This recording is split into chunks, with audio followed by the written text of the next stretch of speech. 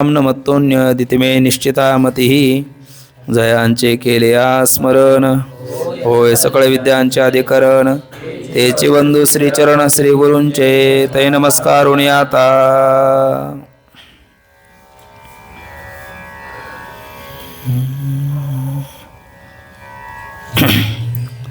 विचार सागर तरंग दुसरा परिच्छेद 9 क्रमांकाचा कर्म हेच मोक्ष प्राप्तीचे साधन। कालपर्यंत प्रथम तरंगाचा विचार करून झाल्याच्या नंतर द्वितीय तरंगामध्ये पूर्व पक्षाच्या मते अधिकाऱ्याचा असंभव तर सिद्धांत मताने अधिकाऱ्याचा संभव, पूर्व पक्षाच्या मते विषयाची असिद्धी आणि पुन्हा सिद्धांत मताने विषयाची सिद्धी, हे दोन अनुबंधाचा सिद्धी असिद्धीचा विचार करून झाल्याच्या नंतर आता तृतीय अनुबंधाचा विचार आपला चालू आहे। पूर्व पक्षाच्या मते तृतीय अनुबंध प्रयोजन, त्या प्रयोजनाचा अभाव आणि सिद्धांत मताने पुन्हा त्या प्रयोजनाचा भाव असा विषय आपला चालू आहे। त्यामध्ये पूर्व पक्षाने दोन अध्यासाचा विचार आपल्या समोर ठेवलेला आहे, एक कार्याध्यास आणि दुसरा कारणाध्यास। पूर्वमीमांसक आणि उत्तरमीमांसक अशा पद्धतीचे दोघे आहेत। मज अवगमली या दोन्ही मीमांसा श्रवणस्थाने बोध मदामृतमुनी आले शिविते। पूर्वमीमांसेच्या मताने मोक्ष कशाने आहे तर कर्माने, आणि उत्तरमीमांसेच्या मताने मोक्ष आहे ज्ञानाने। म्हणजे कर्म मोक्षाचं परंपरेने साधन होऊ शकतं, पण साक्षात कर्माने मोक्ष हा प्राप्त होऊ शकत नाही। कारण माऊलीचं आपल्याला सांगणं आहे, वाचुनी ज्ञानविने एके उपाय करीशी जितके ती गुंपेशी अधिके रुखीये। पण तुर्त आता पूर्व पक्ष हा मोक्ष कर्मानेच का, कारण वादामध्ये पूर्व पक्षाच्या मते आतापर्यंत जगत काय ठरलं नाही, आद्यस्त ठरलं नाही। साक्षात दुःख देणारा कार्याध्यास आणि परंपरेने दुःख देणारा कारणाध्यास, हे दोन्ही अध्यास काय नाही, आद्यस्त नाही। आणि आद्यस्त जर नसेल आणि प्रतीतीला येत असेल तर ते कसे आहेत, सत्य आहेत। कार्याध्यास का आद्यस्त नाही तर पूर्व पक्षाच्या मते कार्याध्यासाची सामुग्री आहे, ते कुठे भेटते आणि कुठे भेटत नाही, दृष्टांतात भेटते आणि दृष्टांतात भेटत नाही, सिद्धांतात भेटत नाही। मग काय सामुग्री आहे तर सत्यवस्तू ज्ञानजन्य संस्कार आणि प्रमात आदी दोषत्रय ही कार्याध्यासाची सामुग्री आहे, ही दृष्टांतात भेटते। आणि तुम्ही म्हणता ज्याच्या आज्ञाने भाषे जगत जसा दोरीवरी सर्प दिसत परी दोही ठाई ना सर्प जगत ते स्वतंत्र आणि स्वयंब्रह्म मीचे असे। पण रज्जूच्या ठाई सर्प नाही असं तुम्हाला दृष्टांतात म्हणता येईल, पण सिद्धांतामध्ये आत्म्याच्या ठिकाणी अहंकारादी बंध नाही, ब्रह्माच्या ठिकाणी जगदंतपाती पदार्थ नाही असं आपल्याला म्हणता येणार नाही, किंवा असले तर ते आद्यस्त आहे असंही म्हणता येणार नाही। तर ते कसे आहेत, सत्यच आहेत, कारण कार्याध्यासाची सामुग्री नाही। तसंच कारणाध्यासाची सामुग्री नाही। दृष्टांतात कारणाध्यास कोण आहे, रज्जूचं विशेष स्वरूपाचं अज्ञान।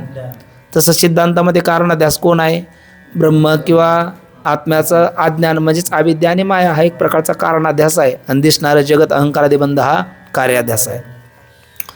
जसं कार्याध्यासाची सामुग्री नाही तशी कारणाध्यासाची सिद्धी होत नाही, कारण दृष्टांतामध्ये रज्जूच ठिकाणी रज्जूचं अज्ञान आपल्याला म्हणता येतं, कारण रज्जू जड आहे।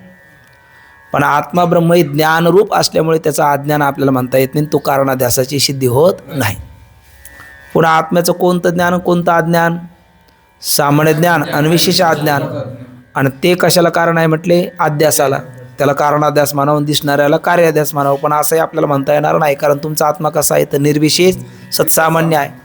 मग त्या आत्म्याला निर्विशेष सत्सामान्य म्हणायचं, पुन्हा त्याचं सामान्य ज्ञान विशेष अज्ञान म्हणायचं, कोणता दोष होतो, वदतो व्याघात नावाचा दोष होतो, म्हणून कार्य आद्यस्त नाही। मग कार्य आद्यस्त नसेल आणि प्रतीतीला येत असेल ते कसं असलं पाहिजे, सत्य असलं पाहिजे। सत्य पदार्थाची निवृत्ती क्रियेने नाम कर्माने होते, आणि मग तो कर्माचा विचार आपला कालपासून चालू आहे। परिच्छेद 9 तरंग दुसरा, आणि कर्म हेच मोक्ष प्राप्तीचे साधन। पण आपण एखाद्या वेळेला कीर्तना प्रवचनाला उभे राहिलो आणि आपण हा परिच्छेद सांगितला, कर्म हेच मोक्षप्राप्तीचे साधन तर हा पूर्व पक्ष आहे, हे मात्र आपल्या त्यावेळेला ध्यानात असलं पाहिजे। नाही तर मग कोणी सांगितलं, विचारसागरमध्ये सांगितलं, निश्चलदासजीने सांगितलेलं आहे, ते आम्ही सांगतो. हे काय आमच्या नवी माझी वाणी पदरीची आहे ना. तर म्हणजे सांगू नये असं नाही, पूर्वपक्ष सांगितला पाहिजे, पण पूर्वपक्ष सांगताना त्याचा उत्तर पक्षसुद्धा सांगितला पाहिजे, आणि तो त्याच कीर्तनात सांगितला पाहिजे. कारण दुसरं कीर्तन असं सांगितल्याच्या नंतर लोक ठेवतील की नाही ही शाश्वती नसते. आहे ना. अन्नबुद्धी भेदम जनेत दज्ञानाम कर्मसंज्ञानाम जोशेत सर्व कर्म आणि विद्वान युक्त समाचरण असं म्हटलेलं आहे. त्यामुळे पूर्वपक्ष सांगू नये असं नाही, सांगितला पाहिजे, पण पूर्वपक्ष सांगून त्याचं उत्तर पक्ष आपल्याला सांगायला वेळ भेटेल असाच अवकाश बघून तो विषय आपण उरकला पाहिजे. नाही तर मग किमान त्यांनी 2 कीर्तन ठेवणारी एवढी सश्रद्ध लोक तरी असली पाहिजे, असा तो प्रकार आहे. मुळात काय, कर्माने मोक्ष, कर्ममोक्ष प्राप्तीचं साधन परंपरेने होऊ शकतं. कारण माऊलीच म्हणतात ना, तैसे मोक्ष देईल ज्ञान येत किरणायान परी थाऱ्या ऐशे मन शुद्ध व्हावे. म्हणजे त्या अंतकरणामध्ये मल नावाचा दोष आहे, ते घालवण्याचं काम कोण करणार आहे? निष्काम कर्मच करतं. विक्षेप नावाचा दोष घालवणारं निष्काम उपासना, उपासना काय आहे? कर्मच आहे ना, ते एक मानसिक कर्मच आहे. म्हणजे कर्माची आपल्याला गरज आहेच, पण ती साक्षात नाही परंपरेने. आणि इथे पूर्वपक्षाने कर्ममोक्षप्राप्तीचं परंपरेने साधन आहे असं म्हणत असेल तर आपल्याला ते मान्यच आहे. पण कर्माने साक्षात मोक्ष असं पूर्वपक्ष बोलतो, हे मात्र चुकीचं आहे. पण मग आता ते चुकीचं म्हणण्या अगोदर त्यांचं मंडन काय हे कळालं की आपल्याला खंडन कळायला सोपं पडेल. म्हणून पूर्वपक्षाच्या मते कर्माने मोक्ष कसा हे सांगत असताना तो विषय आपण पाहताना कर्माचे किती प्रकार पाडलेत? मुख्य 2 प्रकार पाडलेत. कर्माचे मुख्य 2 प्रकार पाडलेत. एक वेद कर्म आणि निषिद्ध कर्म. त्याही अगोदर 2 पाडलेले, ते वेद बोधित कर्म आणि जीवकृत कर्म आहे ना. कोणत्या कर्म? वेदबोधित आणि जीवकृत. वेदबोधित कशाला म्हणतात? वेदाने प्रतिपादन केलेलं कर्म, त्याला वेदबोधित कर्म म्हणतात. आणि तेही कोणतं? जे पुण्याला किंवा पापाला जन्माला घालणारं कर्म आहे, जे शरीराचे सहज व्यापार आहे, न पुण्यम न पापम, त्याच्यापासून पुण्य नाही पापही नाही, असं ते शरीराचे सहज व्यापार आहे, त्याला या ठिकाणी कर्म म्हणून वेदबोधित कर्मात त्याचा उल्लेख केलेला नाही. असे कोण म्हटलो काल आपण? शिंक येणं, जांभई येणं, ढेकर येणं, डोळ्याची निमिष उन्मिष पापण्याची उघड झाप होणं, हे काही पाप होतं का पुण्य होतं? त्यापासून काहीच होत नाही. म्हणून अशा कर्माचा विचार या ठिकाणी केलेला नाही. जे कर्मापासून एक तर पाप तरी होतं किंवा पुण्य तरी होतं, असा वेदबोधित कर्माचा विचार आपण काल पाहिला. आणि तो वेदबोधित कर्माचा विचार पाहत असताना त्याच्यात मुख्य किती प्रकार पाहिलेत? हे 2. एक वेद आणि दुसरं निषिद्ध. कशाला म्हणतात वेद कर्म? पुरुष प्रवृत्त्यार्थ शास्त्र ज्या कर्माचं विधान करतं ते आहे वेद कर्म. म्हणजे इदम कुरु, हे करा असं म्हणून सांगितलेलं. आणि त्याचं उदाहरणं काय पाहिले आपण काल? मातृदेव भव, पितृदेव भव, अतिथी देव भव, आचार्य देव भव, सत्यम ब्रूयात, धर्मम चर, हे कोणतं कर्म आहे? सगळं वेद कर्म आहे. आणि पुरुष निवृत्त्यार्थ शास्त्र ज्या कर्माचं विधान करतं ते निषिद्ध कर्म. इदम मा करू, हे करू नका. मग काय नका करू? कलंजम मा भक्ष, शराब मा पिब, असत्यम मा ब्रूयात, अधर्मम मा चर, करू नका करू नका करू नका असं सांगतं ते निषिद्ध कर्म. मग ते निषिद्ध कर्मामध्ये द्युतम मासम मदिराच वेशया मृगयार्थ चौर्य परदार सेवा एताने सप्त व्यसनानी घोराती घोरम नरकम नयंती, अशा पद्धतीचा एक श्लोक बघून हे आपण निषिद्ध कर्माचा काही प्रकार पाहिलेत. आणि वेद कर्माची 4 प्रकार पाहिलेत. एक नित्यकर्म, जे आपण दररोज करतो, न चुकता करतो, नियमाने करतो, ते नित्यकर्म, ती केलंही पाहिजे. आणि मनुष्य म्हणून जन्माला आला तर त्याच्या जीवनात नित्यनियम असलाच पाहिजे. काय असेल असेल, छोटा असेल मोठा असेल, पण कुठला तरी नियम नित्यनियम असला पाहिजे. नसेल तर काही नित्यनियमाविन अन्न खाय तोची श्वान तो कोबरा म्हणतात. नित्यनियम आम्ही ते प्राणी दुर्लभ लक्ष्मी वल्लभ तयाजवळ, म्हणजे पायाच्या स्थानी असणारे संप्रदायाचं ज्ञानदेव रचेला पाया म्हणतो, तुका झालंय सगळंच म्हणतो आपण. ह्या दोन्ही महापुरुषांनी आपल्याला सांगितलं की आपल्या जीवनामध्ये नित्यनियम असला पाहिजे. नित्यनेम, नित्य केलं जातं ते नित्यकर्म. मग नित्यकर्म काय? संध्या वंदनादी, हे काय एक प्रकारचं आपण संध्या करतोय, त्रिकाल संध्या वार करायचा हरिपाठ म्हटलो आपण काल, ते नित्यकर्म आहे. कुठल्या तरी निमित्ताला अनुसरून केलं जातं ते नैमित्तिक कर्म आहे. नित्य कर्मालाच निमित्त लागलं तर त्याला सुद्धा काय नाव येतं? नैमित्तिक कर्म आहे. मग नैमित्तिक कर्मात काल आपण साधारण किती प्रकार पाहिले होते? काल 3 प्रकार पाहिले होते. देव ऋणातून उतराय होण्याकरता केलेलं नैमित्तिक कर्म ती जयंती, संत ऋणातून उतराय होण्याकरता केलेलं नैमित्तिक कर्म ती पुण्यतिथी किंवा समाधी सोहळा, आणि पितृऋणातून उतराय होण्याकरता केलेलं नैमित्तिक कर्म ते श्राद्ध कर्म आहे ना, श्राद्धादी कर्म आहे. मग असे नैमित्तिक कर्म आहे, कुठल्या तरी निमित्ताला अनुसरून ते केलं जातं, ते नैमित्तिक कर्म आहे. आणि अंतःकरणामध्ये कामना, अपेक्षा ठेवून केलं जातं, नवस सायास करून केलं जातं ते काम्यकर्म. त्याकरता एक तुकोबरायाचं वचन आपण काल पाहिलं, आंधळ्याशी डोळे देते पांगळ्याशी पाय, वांझा पुत्रा फळे नवस पूर्वी ते विठाय, किंवा नवसी ये माझे नवशी येव, पंढरीचे दैवत विठ्ठल येव. आणि नवस संतांनी पण केलेला आहे ना, आहे ना, संतांनी पण नवस केला आहे. जनाबाई महाराज नवस करतात, खंडराया तुझं करीते नवसू, मरू दे रे सासू खंडराया, सासरू मरता होईल, सासरू मेल्यावर होईल आनंद, मरू दे ननंद सास खंडेराया. आणि ते सासू मरता होईल मोकळी, नाही हा भरीनं तो सासरा राहिला ना मध्ये पण सासऱ्याचं काय, सासरा मेलिया तुटेला आसरा, आणि नाही सासू मेलिया तुटेला आसरा, मरू दे सासरा खंडेराया असं म्हटलेलं आहे. आणि मग ते शेवटी ननंद मरता होईल मोकळी, गळा घालीन झोळी भंडाराशी, म्हणजे जनाबाई महाराजांनी नवस केलेला आहे. ज्यांनी म्हणे खंडे अवघेची मरू दे, एकटी राहू दे पायापासी, म्हणजे त्यांनी नवस केलेला आहे, जनाबाई महाराजांनी नवस केलेला आहे. तुकोबरायाचा एका जीवाच्या भूमिकेतून महाराजांनी नवस केलेला आहे. हा सुरुवात काय त्याची, एक वेळ करी या दुःखा वेगळे, दुरिताची जाळे उगवणे, आठवीन पाय हा माझा नवस, रात्र ही दिवस पांडुरंगा, बहुदुरवरी भोगविळे भोगा, आता पांडुरंगा सोडवावे, तो का म्हणे काय करीन कुरवंडी, ओळीने सांडी मस्तक हे. महाराजांनी नवस केला. म्हणजे तुकोबरायाने अन्नवशी माझी नवशी ज्ञानोबराय म्हणतात. म्हणजे नवस कामना ठेवून व्रतवैकल्य करून अगोदर गृहीत कृत्य धरूनच ते कार्य करण्याकरता प्रवृत्त झाला तर ते कोणतं कर्म आहे, काम्य कर्म आहे. त्याच्याकरता उदाहरण पाहिलं होतं आपण महाराज दशरथांचं, स्वस्मिन पुत्रा कथमेशो सर्व लक्षण लक्षिता पुत्रहीनस्य मे राज्यम सर्वम दुःखाय कल्पते. त्यांनी केलेला पुत्र कामेष्टी यज्ञ, पाऊस पडण्याकरता केलेला कार्ययाग, ते ब्रह्महत्याच्या पातकातून निवृत्त होण्याकरता केलेला अश्वमेध आदी यज्ञ, हे कोणते कर्म आहेत, काम्य कर्म आहे. आणि आपल्याकडनं जे ज्ञात अज्ञात पातक आहे त्यातून सुटण्याकरता बाहेर पडण्याकरता केलं जातं ते प्रायश्चित्त कर्म. त्यात दोन प्रकार म्हटलो, साधारण आणि असाधारण. गंगा स्नान, ईश्वर नामोच्चारण हे कोणतं प्रायश्चित्त आहे, साधारण प्रायश्चित्त आहे. आणि येतीस द्रव्य त्यागपूर्वक 3 दिवसाचा उपवास हे असाधारण प्रायश्चित्त आहे.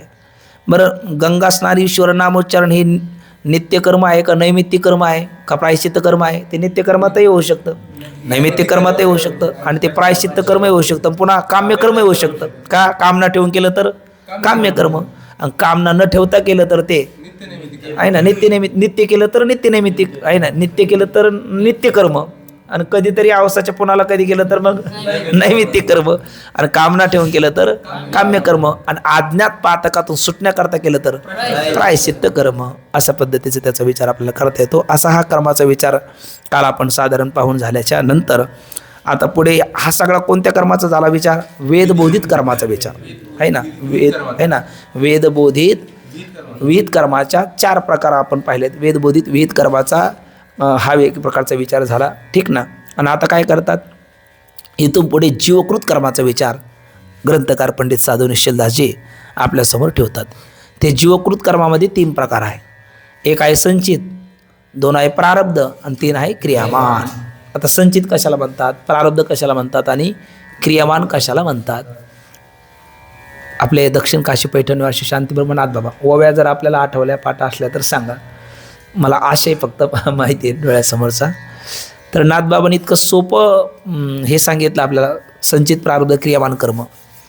ते म्हणतात काही नाही, शेतकरी काय करतो, शेतीमध्ये पीक घेण्याकरता अगोदर ते एका बीजा केला नाश मग भोगिले कणेश तुकोबराय म्हणतात. मग तो शेतीची पहिले मशागत करतो, मग पाऊस पडून गेल्याच्या नंतर पुन्हा त्याची मेहनत करतो, आणि सुपीक झाली त्याच्यात वापसा आला का तो काय करतो, बीजारोपण करतो, पेरणी वगैरे करतो.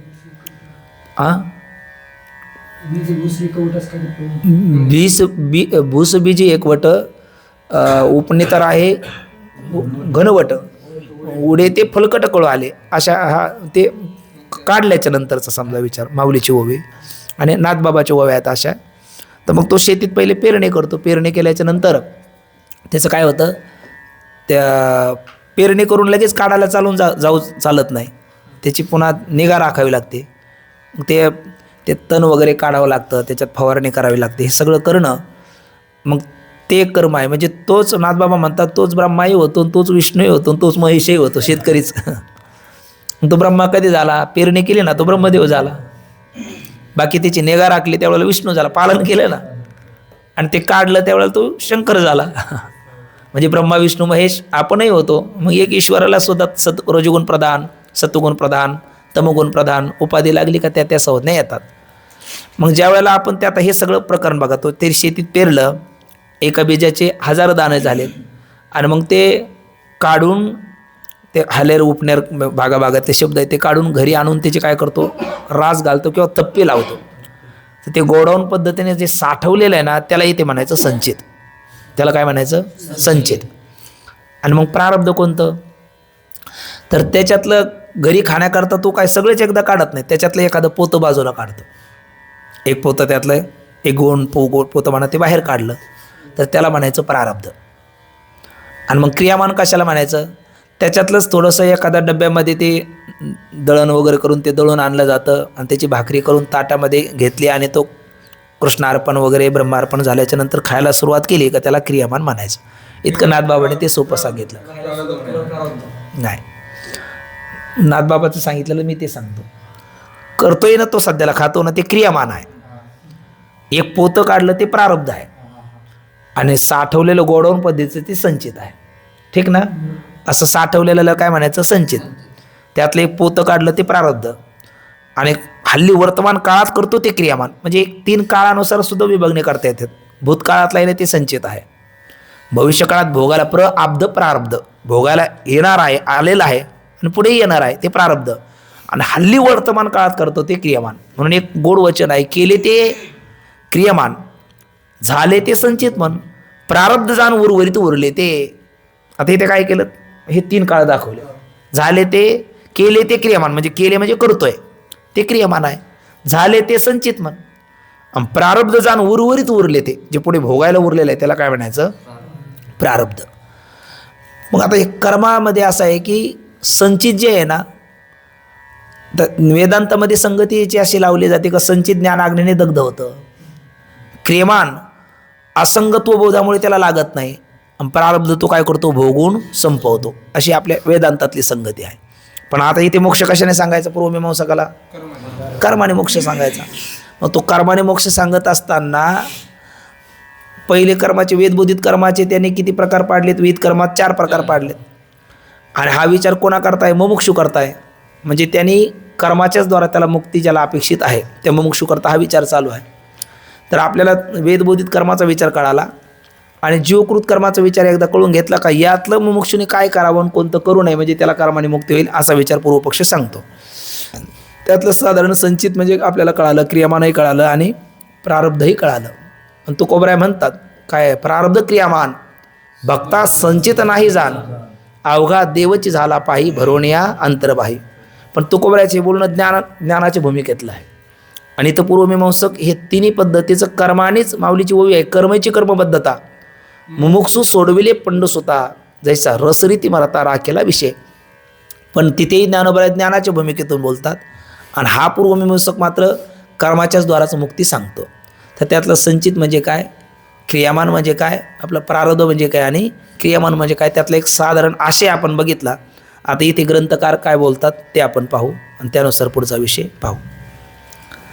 तरंग दुसरा आहे, परिच्छेद 9 क्रमांकाचा आहे, आणि त्यामध्ये प्रस्तुत इथून पुढे चालू आहे. बरोबर आहे का?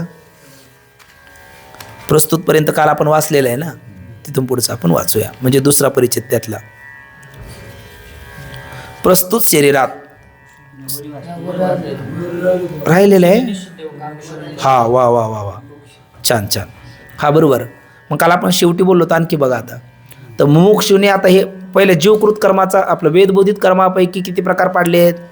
बोला ना. 2 विहित आणि निषिद्ध. आणि त्या विहितात किती प्रकार पाहिलेत आपण? 4. कोणते? तर नित्य, नैमित्तिक, काम्य आणि प्रायश्चित्त. तर या पूर्वमीमांसकाच्या ज्याला कर्माने मोक्ष सांगायचा आहे तो म्हणतो मुमुक्षुने याच्यातले जे विहित आणि निषिद्ध 2 प्रकार पाडलेत ना, आणि विहितात आपण 4 प्रकार पाहिलेत. तर मुमुक्षुने कोणतं कर्म करू नये? तर त्यांचं म्हणणं आहे त्यांनी निषिद्ध आणि काम्य कर्म करू नये. कारण आगा कर्मे जैवर आवे तैती सुखदुखी फळा यावे तया ते भोगावा यावे देहाय का. ना भुंक्तम क्षीयते कर्म कल्पकोटैश्य तैरपी. कर्म भोग दिल्याशिवाय सोडत नाही. पंचदशी ग्रंथामध्ये पहिल्याच प्रकरणामध्ये गोड श्लोक आहे. कुर्वते कर्म भोगाय कर्म कर्तुंच भुंजते नद्याम केटा युवावार्थ दावर्तांत रमाश्रुते व्रजंतो जन्मनो जन्म लभंते नैव निवृत्तीम. याचा अर्थ एक असा आहे की कर्म आपल्याला भोग दिल्याशिवाय सोडत नाही. कर मर कर म्हणजे चालूच राहतं. कर्म आपल्याला भोग दिल्याशिवाय सोडू शकत नाही. मग मुमुक्षूला जर वाटत असेल कर्माच्या जाळ्यातून कर्माच्या द्वाराच आपण मुक्त व्हावं, जसं काट्यानेच काट्याचा काटा काढला जातो. पायात एखादा काटा मोडला का त्या काट्याला बाजूला काढायचं म्हणलं तर त्यावेळेला जर त्याच्यातलं ते लाचखंड असेल सुई असेल जे काही त्याच्यातलं अवजार असतं ते काढण्याचं ते जर नसेल तर अशा वेळेला काय करतो आपण त्या काट्याच्या दुसरा काटा घेऊन तो काटा काढून टाकतो. तसं कर्मानेच कर्माच्या बंधनातून मुक्त होता येतं. पण ते कसं तर मुमुक्षुने ह्या विहित कर्मातले आणि निषिद्ध कर्मातले जे मुख्य आपण किती प्रकार पाहिलेत, मुख्य 2 आणि एकात 4, तर त्यातलं निषिद्ध कर्म मुमुक्षुने करू नये. का करू नये? निषिद्ध कर्म केल्याच्या नंतर काय होईल? निषिद्ध कर्म म्हणजेच एक प्रकारचा अधर्म, अधर्मापासून पाप आणि पापाचं फल पापात्मकी पापे नरकात जायचे आहे ना. मग त्याला खाली जावं लागेल म्हणून त्याने ते करू नये. आणि त्यांनी विहित कर्मातल्या 4 प्रकारापैकी काम्य कर्म करू नये. म्हणजे काम्यकर्म का करू नये? पुण्यात्मके पापे स्वर्ग यायचे आहे ना, म्हणून त्याने ते करू नये. मग काय करावं? मातेजीने पाहिजे ते शुद्ध पुण्य. म्हणजे इथे पूर्वमीमांसेच्या मतात घ्यायचं का नित्यनैमित्तिक कर्म त्याने करावं. कारण नित्यनैमित्तिक कर्म जर नाही केलं तर पाप लागतं. कोणाचं मत आहे? पूर्वमीमांसकाचं. आणि केलं तर पुण्य लागत नाही. पण नाही केल्यामुळे जे पाप लागणार होतं ते लागेल का? लागणार नाही. म्हणजे थोडक्यात आता पुढचं पाप पुण्य करूनही जन्मा येतो प्राणी. काल आपण बोललो नरदेहा योनी हानी केली.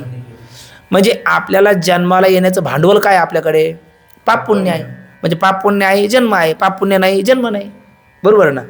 कारण नाशात कार्य नाश आहे. निमित्त अपाय नैमित्तिक कशापी अपाय. कोण असेल तर घट होईल, माते असेल तर घट होईल. कोण असेल तर पट होईल, तंतू असेल तर पट होईल आहे ना. तसं कोण असेल तर जन्म येईल, पाप पुण्य असेल तर जन्म येईल. आणि पाप पुण्य कधी होईल? ज्या कर्माद्वारा पाप पुण्य होतं ते केल्याच्या नंतर होईल. मग पाप कधी होतं? निषिद्ध कर्म केल्याच्या नंतर होतं. पुण्य कधी होतं? काम्य कर्म केल्याच्या नंतर होतं. काम्य कर्म केलंच नाही तर काय होणार नाही? पुण्य होणार नाही. निषिद्ध कर्म केलं नाही तर पाप होणार नाही. पाप पुण्य झालं नाही तर जन्म येणार नाही. जन्माला आलं नाही तर दुःख होणार नाही आहे ना. जन्माला आलं नाही तर दुःखाला कारण आहे. दुःखाचे पातकाचे ते मूळ पाहिले शोधणी दुःखाचे कारण जन्म घेणे. म्हणजे जन्म आहे दुःख आहे, जन्म नाही दुःख नाही. जन्मापासूनच दुःख आहे. काय सांगू गर्भीची यातना मज भोगिता नारायणा मांस मळ मूत्र जाना तुझ क्षणोक्षणा ध्यात असे विष्टालेप चौकडे नाकी तोंडी कुर्मकिडे गर्भवासाचे दुःख गाढे कवना पुढे सांगावे. म्हणजे आईच्या उदरातही दुःख, जन्माला येताना दुःख, जन्माला आल्यावर दुःख, जगतो तेव्हा दुःख, मरतो तेव्हा दुःख. कधी दुःख संपलं? संपेल ना कधी? जन्मच नाही तर. आणि जन्म कधी संपेल? पाप पुण्य नसेल तर. आणि पाप पुण्य कधी संपेल? काम्य आणि निषिद्ध कर्म केलं नाही तर. म्हणून मुमुक्षूने काय करू नये? काम्य आणि निषिद्ध कर्म करू नये. काम्य कर्म केलं नाही तर पुण्य होणार नाही, निषिद्ध कर्म केलं नाही तर पाप होणार नाही. पाप पुण्य झालं नाही तर जन्म त्याला भेटणार नाही. बरोबर ना? कोणाचं मत आहे आता हे? पूर्व पक्षाचं. कर्माने मोक्ष सांगणाराचं, कर्माने मोक्ष बांधणाराचं. पण तरी कोणतं कर्म करावं? नित्यनैमित्तिक कर्म करावं. मग नित्यनैमित्तिक कर्माने पाप आपलं पुण्य होणार नाही का? नाही, त्यांच्या मतात. आता पुढे काय म्हणणार ते पुढे पाहू. पण नित्यनैमित्तिक नित्यनैमित्तिक कर्म जर केलं तर पुण्य आहे का? त्यांच्या मतात आहे नित्यनैमित्तिक कर्माने काय होत नाही? पुण्य होत नाही. पण न केलं तर पाप लागतं. आणि पाप लागून काय होईल? पुन्हा नीचलोक प्राप्तीचा प्रसंग ओढवेल. म्हणून ते नित्यनैमित्तिक कर्माच्या अभावाद्वारा होणारं जे भावरूप पाप आहे ते लागू नये असं वाटत असेल तर काय करू नये? नित्यनैमित्तिक कर्म करू नये. कोणाचं मत आहे? क्षमा करा, नित्यनैमित्तिक कर्माचा त्याग करू नये. मी बोलतो तुम्ही हो म्हणता, थोडंसं मदत करत जा ना. नित्यनैमित्तिक कर्माचा त्याने त्याग करू नये. कोणत्या कर्माचा त्याग करावा? काम्य आणि निषिद्ध कर्माचा त्याग करावा. कोणत्या करू नये? नित्यनैमित्तिक कर्म करू नये. नित्यनैमित्तिक कर्माचा त्याग करू नये. का बरे? कारण नित्यनैमित्तिक कर्म नाही केलं तर पाप लागतं. आणि पाप लागून काय होईल? नीचलोक प्राप्तीचा प्रसंग ओढवेल. आणि केलं तर पुण्य लागत नाही आहे ना. बरं, माऊलीची पुन्हा ओवी आहे ना, संघ जो प्रकृतीचा तो त्यागुण घडे कर्माचा आयशाही करू म्हणते त्याचा आग्रजी रे. आणि तुकोबरायचं वचन हागताई खोडी चळण मोडवी ती काढी. याचा अर्थ काय? शरीर आहे तोपर्यंत कर्माचा त्याग पूर्ण होऊ शकत नाही. कोणतं तरी करणार. मग तुम्ही कोणतं तरी करून पाप पुण्य पुन्हा प्राप्त करून पुन्हा जन्माला येण्यापेक्षा तुम्ही काय करा, ज्याच्यामुळे पाप होणार नाही, पुण्य होणार नाही, अभावात होईल ते केल्याच्या नंतर होणार नाही. म्हणून तुम्ही काय करू नका, काम्य आणि निषिद्ध करू नका. काय करा, नित्यनैमित्तिक कर्म करा. काय होईल, न केल्यामुळे जे पाप लागणार होतं ते लागणार नाही, म्हणजे नीचलोक प्राप्तीचा प्रसंग ओढवणार नाही. आता पुढे जन्माला येण्याकरता पाप पुण्य जे निर्माण नाही तर जन्म येईल कसा. पण प्रश्न पुढचं नाही पण मागचं आहे ना. कुठलं, संचितातलं कोणतं कर्म आहे, काम्य कर्म आहे, निषिद्ध कर्म आहे. आणि काम्य कर्माचं फल पुण्य, निषिद्ध कर्माचं फल पाप, आणि ते नाही का जन्माला कारण होणार. त्याची काय संगती, ते म्हणतात त्याची संगती आम्ही पुढे सांगतो. पण तूर्त आता तुम्हाला पुढे पाप पुण्य होऊ द्यायचं नाही, याची संगती आता सांगितली. पुढे काय काय केलं नाही म्हणजे पाप होणार नाही, बोला एकदा. निषिद्ध कर्म केलं नाही म्हणजे पाप होणार नाही. काय केलं म्हणजे काय केलं नाही म्हणजे पुण्य होणार नाही. काम्य कर्म केलं नाही म्हणजे पुण्य होणार नाही. आणि काय कर्म नाही केलं म्हणजे कोणत्या कर्माचा त्याग केला म्हणजे पाप लागेल. नित्यनैमित्तिक कर्माचा त्याग केला म्हणजे पाप लागेल. मग ते पाप लागून नीचलोक प्राप्तीचा प्रसंग ओढवू नये म्हणून काय करा, नित्यनैमित्तिक कर्माचा अनुष्ठान करा. काय करू नका, त्याचा त्याग करू नका. म्हणजे पुढे काय होणार नाही, पाप पुण्य होणार नाही. ठीक ना. आता संचितातलं काय हे कळण्या अगोदर जीवकृत कर्माचा विचार झाला पाहिजे. म्हणून साठवलेलं आहे ते संचित, भोगायला आलं ते प्रारब्ध, करतो ते क्रियमान. मग त्याची संगती आता इथे लावतात. वाचतो बघा. प्रस्तुत शरीरात साधारण प्रायश्चित्त करावे. प्रस्तुत वर्तमान जे आपलं शरीर आहे त्या शरीरात कोणतं प्रायश्चित्त करावं. नाही हा वरचं ते कुठून हो, मुमुक्षुने तिथून वाचतो. म्हणजे आता आपण जी संगती पाहिली तिथून बघा. मुमुक्षुने काय करावे त्याचा विचार सांगतो. म्हणजे आता कर्माचा विचार सर सांगितला, कोणत्या वेदबोधित कर्माचा विचार, त्यातलं मुमुक्षुने कोणतं करावं आहे ना ते सांगतात. मुमुक्षु कशाला म्हणतात आहे ना, मोक्षाची ज्याला तीव्र इच्छा आहे त्याला काय म्हणतात, मुमुक्षु. मुक्तमी इच्छा मुमुक्षा, मोक्षाची ज्याला इच्छा आहे त्याला म्हणतात मुमुक्षु. आणि मोक्ष कशाला म्हणतात मग, सकल दुःखाची निवृत्ती आणि परमानंदाची प्राप्ती, याला काय म्हणतात मोक्ष. आणि मोक्षाच्या तीव्र इच्छेला मुमुक्षुता, आणि ही ज्याच्याकडे असेल तो मुमुक्षु. असा जो मुमुक्षु आहे त्याने मोक्ष प्राप्ती करता, मोक्ष कशाने आता ठरला, कर्माने. का बरं, नाही पूर्व पक्ष असू दे ना, पण का बरं पूर्व पक्षाने तरी मोक्ष कर्माने सिद्ध केला. हा, वादामध्ये जगत काय ठरलं नाही, आद्यस्त ठरलं नाही. कसं ठरलं, सत्य ठरलं. सत्य पदार्थास निवृत्ती क्रियेने नाम कर्माने, म्हणून मोक्ष कशाने, आता कर्माने. मग मुमुक्षुला काय पाहिजे, मोक्ष पाहिजे. आणि मोक्ष कशाने होतो, कर्माने. मग कोणतं कर्म केलं म्हणजे त्याला मोक्ष होईल हे सांगणं गरजेचं आहे की नाही, म्हणून सांगतात मुमुक्षुने निषिद्ध व काम्य कर्म करू नये. कारण बघा, कारण काम्य कर्माने उत्तम लोकप्राप्ती, म्हणजे काम्य कर्म जर केलं तर पुण्याच्या गेल्याच्या नंतर त्याला काय होईल, स्वर्गादी उत्तम लोकाची प्राप्ती होईल. आणि निषिद्ध कर्माने नरकादी लोकाची प्राप्ती. कारण निषिद्ध कर्म म्हणजे तो अधर्म, त्याच्याद्वारा पाप, आणि पापद्वारा नारकी गती त्याला प्राप्त होईल. पण ती म्हणून ते निषिद्ध कर्माचाच त्याग केला तर कारणनाशात कार्यनाशात त्याला खालची गती प्राप्त होणार नाही. याकरता ती दोन न करता, ती दोन म्हणजे कोण, काम्य आणि निषिद्ध कर्म, ही दोन न करता काय करावं त्याने, फक्त दोन करू नये, दोन करावी आहे ना. दोन करू नये कोणती, निषिद्ध आणि काम्य. आणि दोन करावी कोणती, नित्य आणि नैमित्तिक. का बरे, नाही केलं तर पाप लागेल, पुन्हा नीच लोक प्राप्तीचा प्रसंग ओढेल. आणि त्याला उत्तम लोकाला जायचं का खालच्या लोकाला जायचं का मुक्त व्हायचं, म्हणून त्याने कोणतं कर्म केल्याशिवाय राहू नये, नित्यनैमित्तिक कर्म केल्याशिवाय राहू नये. म्हणून म्हणतात नित्यनैमित्तिक कर्मच करावे, कोणी, मुमुक्षुने. कारण का, ते म्हणजे कोण, नित्यनैमित्तिक कर्म न केले तर काय होईल, पाप होऊन नीच लोकप्राप्तीचा प्रसंग येईल. कोणावर, मुमुक्षुवर. आणि तो येऊ नये वाटतं म्हणून त्याने नित्यनैमित्तिक कर्म करावे. पापाच्या प्रतिबंधार्थच नित्यनैमित्तिक कर्म करावे. त्याला पापाचा प्रतिबंध करायचा, नित्यनैमित्तिक कर्म करावं. कारण काय, नित्यनैमित्तिक कर्म नाही केलं तर पाप लागतं, मग केलं तर लागेल का, मग लागणार नाही. म्हणून त्या पापाच्या प्रतिबंध करता त्याने नित्यनैमित्तिक कर्माचं अनुष्ठान केलं पाहिजे. मग नित्यनैमित्तिक कर्माला काय फल आहे, म्हणजे नित्यनैमित्तिक कर्माला पाप प्रतिबंध वाचून दुसरं फलच नाही, ते सांगतात. पाप प्रतिबंधाशिवाय नित्यनैमित्तिक कर्माचे दुसरे फल नाही कदाचित. अहो म्हणले पण बरोबर आहे, नित्यनैमित्तिक कर्म आम्ही करतो, काम्य निषिद्ध आम्ही कर्म करणार नाही. पण कधी कधी प्रमादाने घडून जातं, कळलं पण वळालं नाही. आणि अशा वेळेला आमच्याकडनं जर पाप घडलं किंवा कधी कधी करायला जातो पुण्यान होतं पाप. ती एक गोष्ट आपण ऐकत असतो बघा, जुनी मंडळी सांगायची आपली. एक साधू एका वृक्षाखाली बसला, तपश्चर्या करायला बसला, आणि लेकरं ते कोणाला तरी दया आली, आहे ना. मग त्याने काय केलं, अरे म्हटले साधूचं अंग थंडीमध्ये फारच काय झालं ते परत आहे ना, ते आहे ना ते बरं काय म्हणतात ते आमच्याकडे म्हणतात उरलेलं आहे, तडकलेलं आहे. मग त्यांनी काय केलं, तेलाची मालिश केली त्यांना, बरं वाटेल म्हटले साधूला. ते साधू समाधीतच, पण ते तेलाची मालिश केल्याच्यानंतर मुंग्या चढल्या अंगावर आणि त्यांनी मग साधूचा समाचार घेतला. मग ते साधूला विक्षेप व्हायला लागला आणि दुसरे काही टवाळखोर पोरं चालले ते म्हणायला लागले, अरे रे रे काय ढोंगे महात्मा आहे, ऊस खात चालले त्याने चिवट्या मारल्यात असं म्हणतात. आणि त्या गोडाच्या आमिषाने सगळ्या मुंग्या खाली आल्यात. आता ही पहिले करायला गेली पुण्य, घडलं पाप, आणि हे करायला गेले पाप, घडलं पुण्य.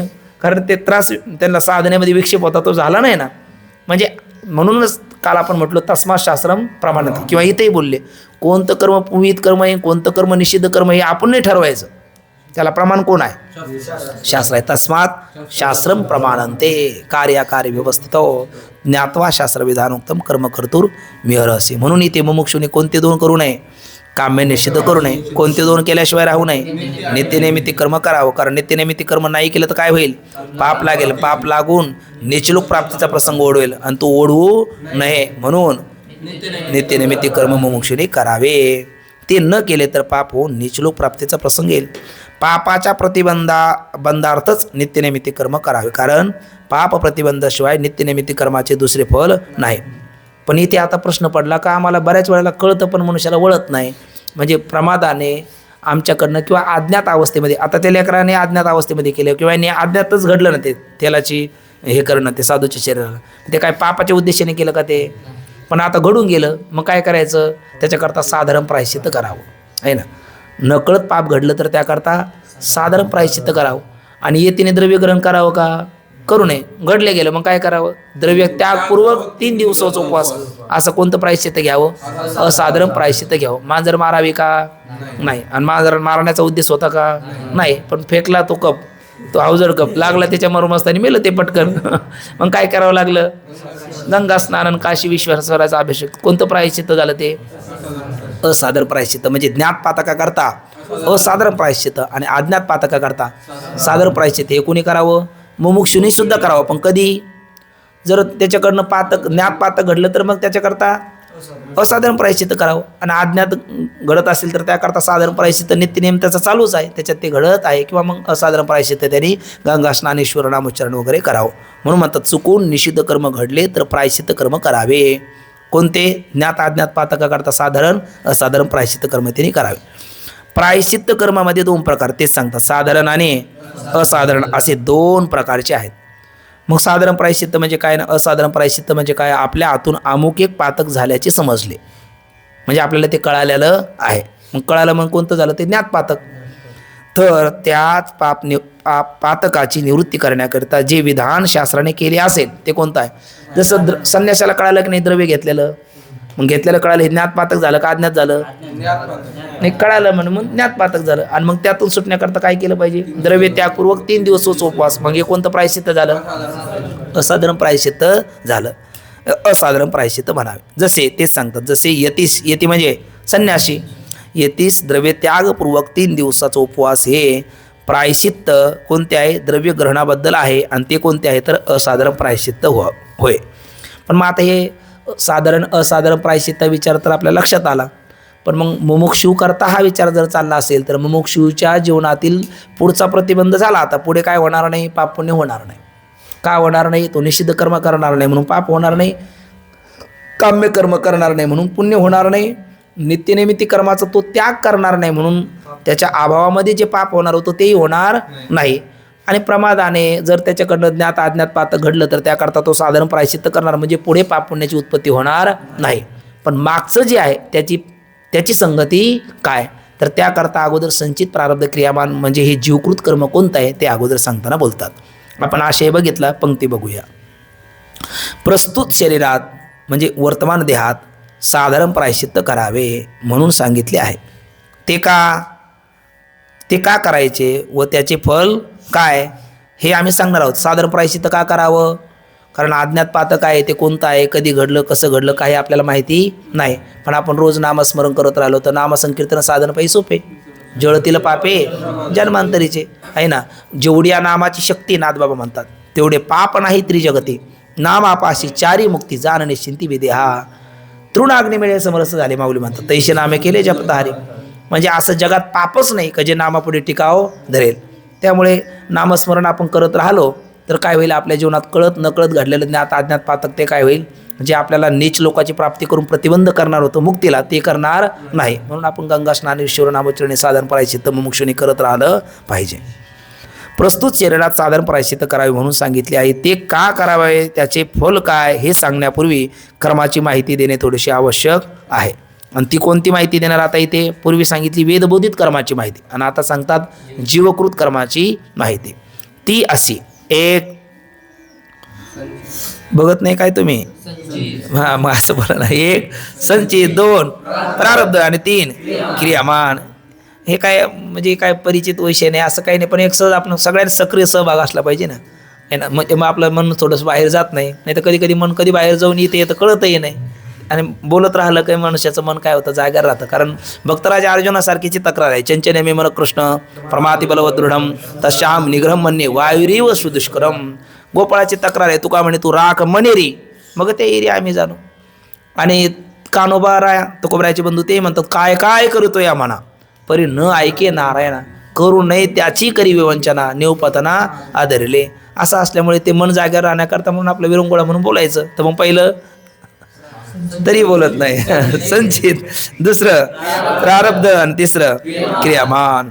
मग संचित, प्रारब्ध आणि क्रियामान क्रम सुद्धा हाच ठेवायचा, कारण साठवलेलं आहे ते संचित आहे ना. त्यातून एक पोतं काढलं म्हणलं आपण ते प्रारब्ध, आणि त्यातलं थोडं दळून आणून पीठ भाकरी खायला लागलं ते क्रियामान. त्यामुळे क्रम सुद्धा आज केले जा म्हणून संतांनी सुद्धा क्रम तेच ठेवला. केले पण इथे आता अन्वय लावा लागतो. केले ते क्रियामान, झाले ते संचित म्हणून, प्रारब्ध आणि उर्वरित उरले ते काय म्हणतात बघा.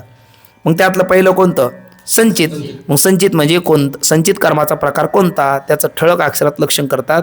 अनादी कालापासून, कारण एकाच कालापासून किती जन्म झाला फेरा, गणित नाही जी दातारा, पडील आवर्ती भोरा बहुत होरा ओळशिया. किती जन्म आपले झाले मागचे काय सांगता येत का, काही सांगता येत नाही. म्हणून अनादी कालापासून अनंत मनुष्य जन्मात, इथे असा शब्द का टाकला असावा, मनुष्य जन्मात आहे की नाही, कारण मनुष्य जन्मातच हे करता येतं. याची देई घडे देवाचे भजन आणि काही ज्ञान नाही कोठे, तुकोबराय म्हणतात. नरदे निधान लागले हाती, नाटात तुकोबरायच बोलतात. उत्तम सार उत्तम गती देवच होईल म्हणते ते होते, तरी का चित्तीनं धरावे. आयुष्याच्या साधने सच्चिदानंद पदवी घेणे. आणि येण्याची शरीरे शरीरा येणे सरे किंवा होणा येर झाले चिरापडे.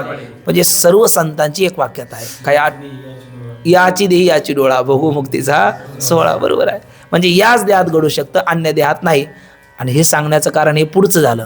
खरं मागचं कारण आहे का पाप पुण्य मनुष्य देहातच आहे, इतर देहात नाही. तो म्हणला का ही कर्म योनी आहे, इतर भोग योनी आहे. म्हणून तो तुकोबराय म्हणतात पशु काय पाप पुण्य जाणती, उत्तम मध्यम भोग भोगिती करीती नाही, उत्तम मध्यम भोग भोगिती. आणि काही एक उपजाता मरती, बैरांध होती पांगळू मुके. असं बैलाने एखाद्याला भोग कसलं म्हणून त्याला पाप लागला असं काय आहे का, नाही. कारण ती भोग योनी आहे. देवादिकाला सुद्धा तिथे पाप नाही, ती भोग योनी आहे. तिथे पाप मागचं झालेलं भोगावं लागतं, पण नवीन करता येत नाही त्यांना, कारण ते भोग योनी आहे. म्हणून तुकोबराय म्हणतात स्वर्गीचे अमर इच्छिता ते देवा, मृत्यू लोक व्हावा जन्मामा. म्हणजे कशा करता पाहिजे जन्म, ते म्हणजे नारायण नामे हो जीवन मुक्त कीर्तने अनंत गाऊ गीते. म्हणजे तिथे गा तिथे मुक्त व्हा, म्हटले नाही, सुविधा नाही, तिथे करता येत नाही, मागचं भोगता येतं. म्हणून ती भोग योनी आहे, कर्मयोनी हीच आहे. म्हणून मागे किती जरी जन्म झाले असेल तर सगळ्या जन्मातलं पाप पुण्य नाही लागत आपल्याला. मागच्या कुठला ज्या वेळेला आपल्याला मनुष्य जन्म ज्या ज्या योनीत मागे प्राप्त झाले ना त्याचं भोगावं लागतं.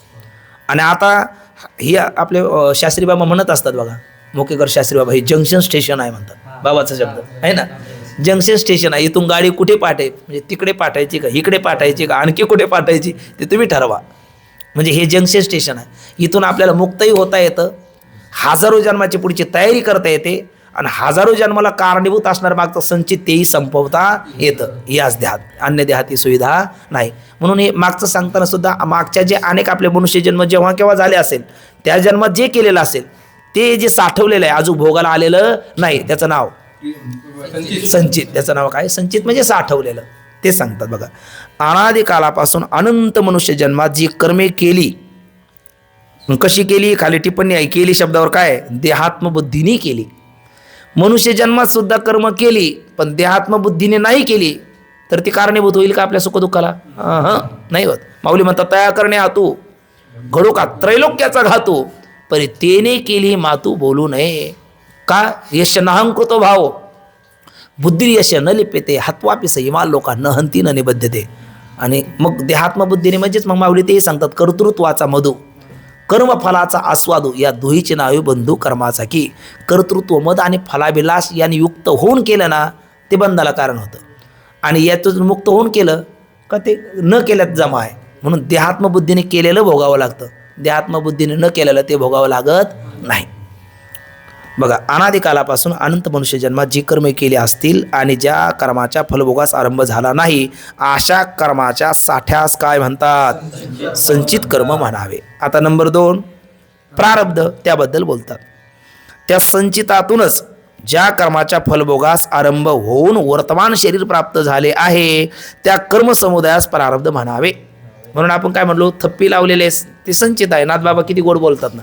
आणि त्याच्यातलं एक पोतं काढलं तसं त्यातलं एक जन्म काढलं, एक शरीर प्राप्त झालं. हे शरीरच मूळ काय? प्रारब्ध आहे. संचितातलं भोगायला आलं हे शरीर काय? एक प्रकारचं प्रारब्ध आहे. आणि प्रारब्धात एकच शरीर प्राप्त होईल असं काही नियम नाही. कोणाला 10, कोणाला 5, कोणाला 20, कोणाला 100, किती जन्म प्राप्त होऊ शकतात, किती जन्माचं प्रारब्ध असू शकतं. ते पुढे बोलतात. बघा, त्या वर्तमान शरीर प्राप्त झाले आहे त्या कर्मसमुदायाला काय म्हणावं? प्रारब्ध. प्रआब्ध प्रारब्ध, प्रकर्ष करून भोगायला आलेलं जे आहे ना त्याला काय म्हणतात? प्रारब्ध. आणि हे प्रारब्ध भोग दिल्याशिवाय सोडत नाही. कोणाला सोडत नाही. म्हणले जीवाला सोडून नाही, म्हणजे जीवाला नाही सोडत. देवाला नाही, देवाच्या बापालाही नाही, देवाला सोडत नाही. याचं नवल काय? कारण नानोबरा म्हणतात येथ नाही गुरु आले अवतार एर ते पामर जीव किती. देव म्हणजे प्रभू रामचंद्र, भोगावं लागलं की नाही? कर्मे राम वनवासा गेला, ज्ञानोबराचं गोड अभंगाचं परियशी गावारा सादर, कर्मे विंदिले शगर झाला पुरंदर सहस्रनयन. त्याच्यामध्ये एक वचन आहे, कर्मे राम वनवासा गेला, कर्मे दशरथ पुत्र वियोगे मेला, कर्मे वियोग घडला सीता देवी. मग दशरथ पुत्र वियोगे मेला म्हणजे देवाच्या बापाला सोडलं का कर्माने? मग ते आपले गुरुजी म्हणत असतात, पांचाळ गुरुजी, देवाच्या बापाला जर कर्माने सोडलं नाही तर तुमच्या आमच्या काकाला सोडेल काय? आपल्याला ते भोगावंच लागणार, म्हणजे ते भोग दिल्याशिवाय सोडणार नाही. म्हणून प्रारब्ध आहे नाही पालटे सोसे, तृष्णेचे पिशे वायाविन. म्हणजे पुन्हा एकदा म्हणा, प्रारब्ध काही न पालटे म्हणून सोसे, म्हणजे ते सोसूनच म्हणजे भोगूनच संपवायचं. कारण ते पालटता येत नाही असंच आशय ना. मग ते भोगल्याशिवाय सोडत नाही. मग ते कोणाला सोडत नाही तर ही सगळी यादी दिली. मग त्याला दुःख रडत रडत सामोरं जाण्यापेक्षा त्याला आनंदाने सामोरं जाणं हे कधी चांगलं आहे. आणि ते पुढचं अर्ध टोक काय?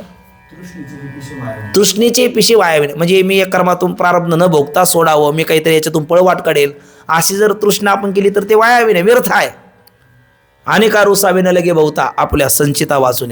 ते संचितातलं जे प्रारब्ध आहे ते भोगायला आलेलं ना ते भोगूनच संपावं लागतं. भोगिल्याचा भोग भोगल्याशिवाय सोडत नाही अशा अर्थाचं वचन आहे. बघा, म्हणजे भोगूनच संपावं लागतं. एकंदर त्याकरता एक भोगतो न गडे संचिता वाचून करावे ते म्हणी समाधान. मग संचितातलं त्यातलं जे भोगायला आलं ते प्रारब्ध, आणि ते प्रारब्ध भोगूनच संपावं लागतं. येते नाही उरू आले अवतार येरे ते पामर जीव किती. अर्थात प्रत्येकाला ते भोगून संपावं लागतं. पितामह भीष्म म्हणजे सामान्य हस्ती आहे का? त्यांचं पूर्वीचं नाव देवव्रत, आणि भीषण प्रतिज्ञा केली पित्याच्या सुखाकरता म्हणून त्याचं नाव पडलं भीष्माचार्य. पण त्यांनाही पडावं लागलं कुठे? शरपंजरीवर. आणि शरपंजरीवर पडले असताना त्यांनी प्रार्थना केली होती जीवनभर, इतना तो करणा स्वामी जब प्राण तनसे निकले, गोविंद नाम लेकर तब प्राण तनसे निकले, उस वक्त जल्दी आना नहीं श्याम भूल जाना, राधे को साथ लाना जब प्राण तनसे निकले. खूप गोड प्रार्थना आहे. आणि शेवटी म्हणतात एक भक्त की हे अर्जी, खुद गरज की है गरजी, आगे तुम्हारी मर्जी जब प्राण तन से निकले. ते जब कंठ प्राण आए कोई रोग ना सताए, यम तरस ना दिखाए जब प्राण तन से निकले. खूप गोड प्रार्थना करतात. त्या प्रार्थनेला परमात्मा वशीभूत होतात. अंतकाळाला देव आले. पितामह पडलेले आहेत. देव इकडे उशाच्या बाजूला होते, मस्तक म्हटले जरा थोडंसं समोर या म्हटले. पायाच्या बाजूला आलेत. म्हटले आता असेच उभा राहा.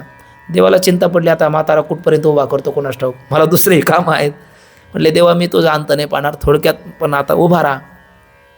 राहिले उभा. देव पितामह बोलले चांगला संवाद चालला. त्या धर्मराजाला काही राजधर्म भ्रातृधर्म वगैरे काही धर्माचं ज्ञान दिलं आणि एकदमच रागवले देवाला. कुठल्या कर्माची शिक्षा, म्हणजे शिरपंजरी मला का पाडावं लागलं? कारण डोळ्यात तेल घालून मी पाहतो, माझा पाऊल कधी चुकीचा पडलाच नाही, पातकच झालं नाही, आणि पातकाशिवाय तर दुःख नाही. मग हे आलं कसं?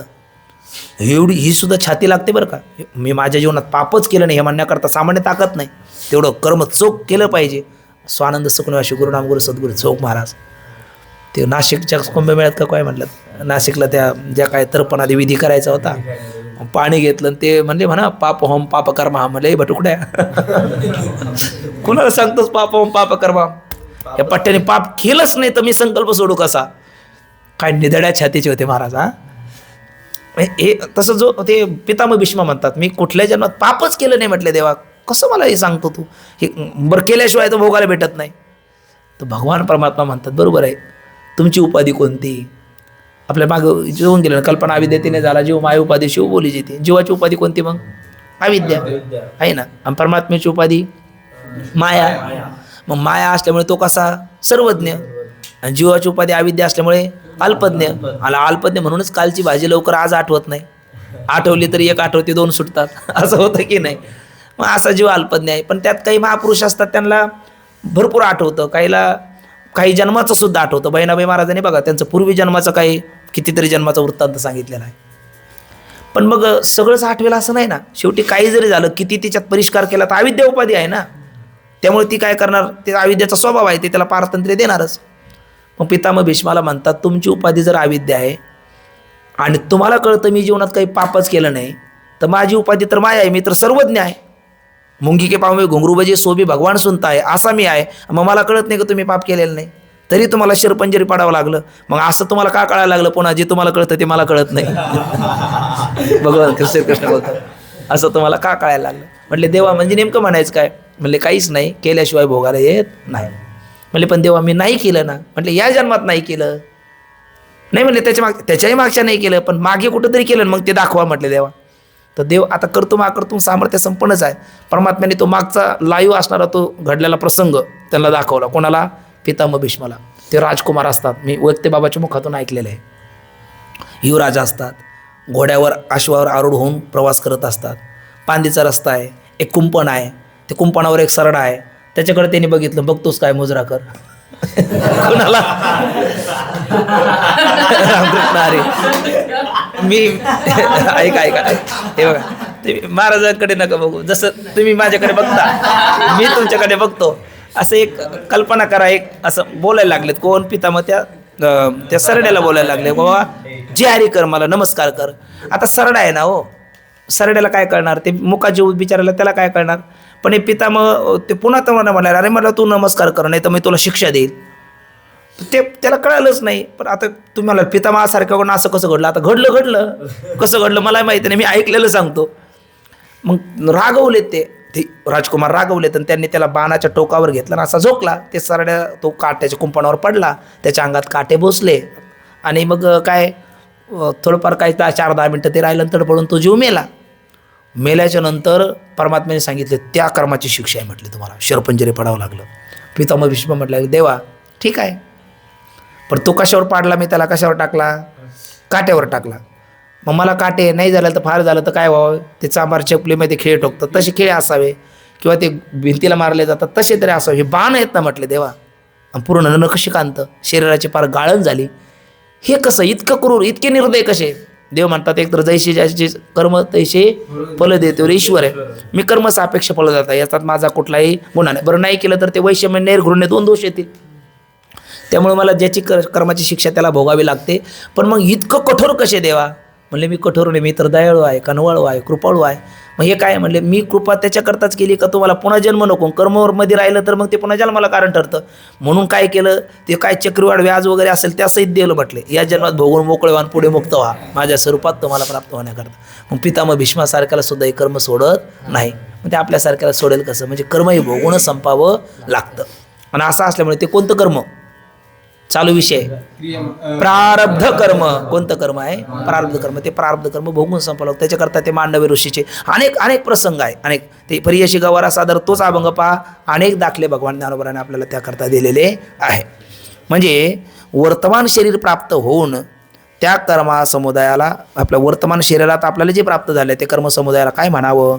प्रारब्ध म्हणावे. प्रकर्ष करून ज्याचा फलभोगास आरंभ ते प्रारब्ध. बरं, प्रारब्ध कर्मात एकच शरीर प्राप्त होते असा काही नियम नाही. एखादा म्हणेल नाही माझं एका जन्माचं प्रारब्ध, असं काही असू शकत नाही. मग म्हणतात कदाचित 2, कधी 4, 10, 20, 100 असे किती जन्माचं प्रारब्ध असू शकतं. तेव्हा बघा ना, जडभरत राजा हरणिकाला बघायला घातला वासनेने, त्यांचं 3 जन्माचं प्रारब्ध आहे. वामदेवाचं 1 जन्माचं प्रारब्ध आहे. अंबरीश राजाचं 10 जन्माचं प्रारब्ध आहे. धृतराष्ट्राचं 10 जन्माचं आपलं 100 जन्माचं प्रारब्ध आहे. अनेक प्रारब्ध म्हणजे त्यांचा विचार केलेला आहे. म्हणजे ते किती जन्माचा असेल हा काही नियम नाही. म्हणजे एखाद्या काही छोटा पोता असतो, काही मोठा असतो, असं नाही तरी आपण ते बघितल्याच्या नंतर मग तसं ते बाहेर काढल्याच्या नंतर ते किती जन्माचं असेल ते काही सांगता येत नाही. आपण ते उदाहरण घेतलं ना पोत्याचं. मग काहीमध्ये ते 40 किलोचं असतात, काहीचं 60 किलोचाही असू शकतो, 100 किलोचाही असू शकतो. तसाच प्रकार आहे.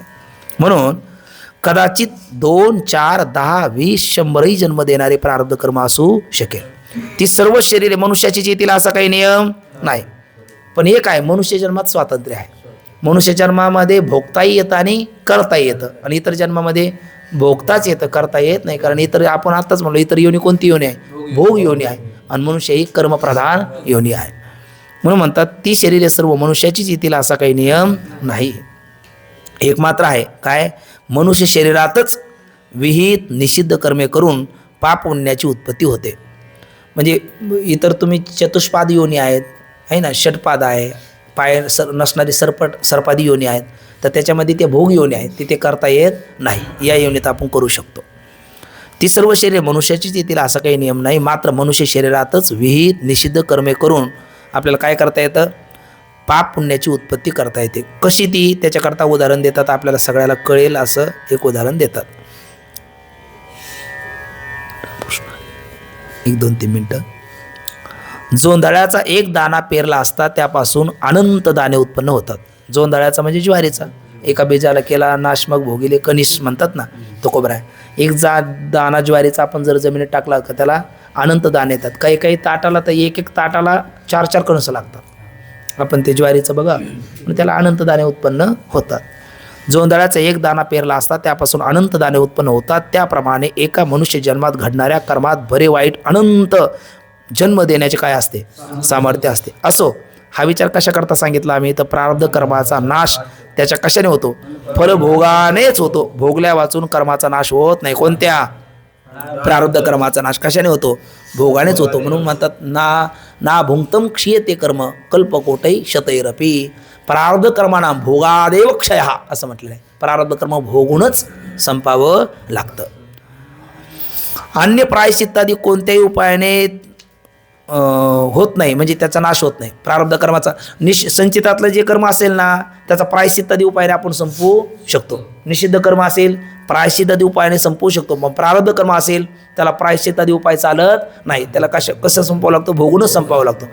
काय बोलता म्हटले महाराज? आम्ही तर नाथबाबाच वचन आहे आमच्याकडे, एका जनार्दनी भोग प्रारब्धाचा हरिकृपे त्याचा नाश झाला, म्हटले की नाही? मग इथं काय कशाने नाश झाला? त्याचा भोगून सांगितला का कृपेने? आहे ना. मग कृपेने सांगितला म्हणजे त्याचा भोग झाला नाही असं वाटतं का आपल्याला? भोग झाला. पण भोग झाला असं कधी म्हणायचं? बाबाच्या मुखातली संगती आहे. सुखदुःख अन्यत्र साक्षात्कार भोग हा. अंतकर्मवृत्तीला सुखाचा किंवा दुःखाचा साक्षात्कार होणं याला काय म्हणतात? भोग म्हणतात. आणि तो साक्षात्कार झाला नाही तर भोग झाला म्हणायचं का? बैलाच्या शिंगावर माशी बसली, बाबाचं उदाहरण आनंदाश्रम स्वामी सांगायचे. तासभर विश्रांती झाली आणि ती थकली शिनली होती. आता निश्चिंतीने पावला विसावा असं झालं. मग ती कानावर आली, गुणगुण करायला लागली. मग बैलाने पाहिलं, काय? म्हणले काय नाही, थँक्यू, धन्यवाद. कोण? मासी. म्हणले कशा? म्हणले मी फार थकली होती, आहे ना, इकडे तिकडे फिरून अर्ध विश्रांती घेतली, त्यामुळे तुमचे धन्यवाद. तो म्हटला जाते हो. का? बसली कधीच माहिती नाही, तर उठल्याचा प्रश्नच नाही. आहे ना. बसल्याच्या नंतर काहीतरी भार व्हावा, मग तो आहे ना धन्यवाद वगैरे करावा. तसं हरिकृपे त्याचा नाश होणं म्हणजे असा प्रकार आहे. ती मासी सुखदुःखरूपी मासी बसली कधी हेच माहिती नाही होणं, ही कृपा आहे. पण भोग होत नाही असं नाही अर्थ त्याचा. शरीराच्या पातळीवर त्याला तो भोग होतो.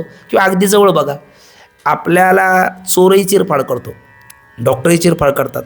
चोराची चिरफाड जीव घेणी असते आणि डॉक्टरची जीवदान देणारी असते. ते जीवदान खरं परमात्म्याच्याच हातात आहे, पण एक वरवर बोला आपण. मग ते डॉक्टर ज्या वेळेला चिरफाड करतो त्यावेळेला आपण उघड्या डोळ्याने पाहतो, पण आपल्याला त्याच्या वेदना होत नाही. आणि चोर करत असताना वेदना होतात का बरं?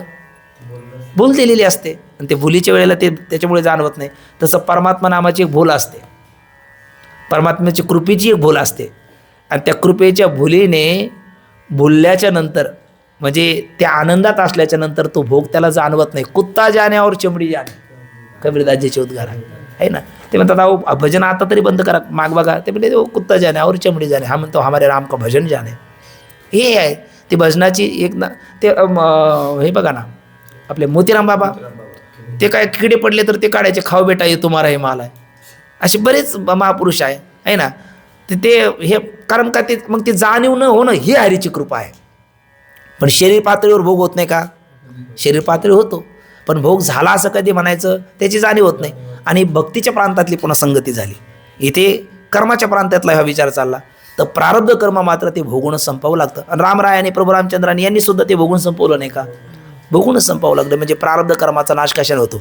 भोगानेच होतो. आणि हरीच्या कृपेने होणं म्हणजे हरीच्या कृपा अशी हरी करतात का ते भोगाचं जी सहनशीलता लागते, तितिक्षा लागते, ती सहजतेने आपल्याला ती कृपेने देतात, असा त्याचा अर्थ घ्या. पण ते भोगल्याशिवाय सुटका नाही. प्रारब्ध कर्माचा नाश त्याच्या फलभोगानेच होतो. अन्य प्रायश्चित्त आदी कोणत्याही उपायाने होत नाही, किंवा हरी स्वतःकडे घेतात असं तरी म्हणा, पण ते भोगूनच संपावं लागतं. कारण अंबऋषीसाठी जन्म सोसी येले दुष्ट निर्दळीले किती एक असं म्हटलेलं आहे. मग जे संचित कर्म सांगितले आहे त्या म्हणजे प्रारब्धाचा विचार झाला. आता मागे जे संचित कर्म सांगितलेले आहे त्या संचितातल्या काम्य आणि निषिद्ध या दोनच कर्माचा भोग शिल्लक असणार. मग त्याची संगती लावायची कशी? तर तो विचार जवळपास 5 प्रकारची संगती त्यांनी लावलेली आहेत. तर तो विचार आज काय आपला होण्यासारखा नाही, उद्याच्याला तो विचार आपण पूर्ण करूया. पुंडलिक वरधारी विठ्ठल, श्री ज्ञानदेव तुकाराम, पंढरीनाथ भगवान की जय, माऊली ज्ञानेश्वर महाराज की जय, जगद्गुरु तुकाराम महाराज की जय, सद्गुरु जोग महाराज. याच्यात थोडासा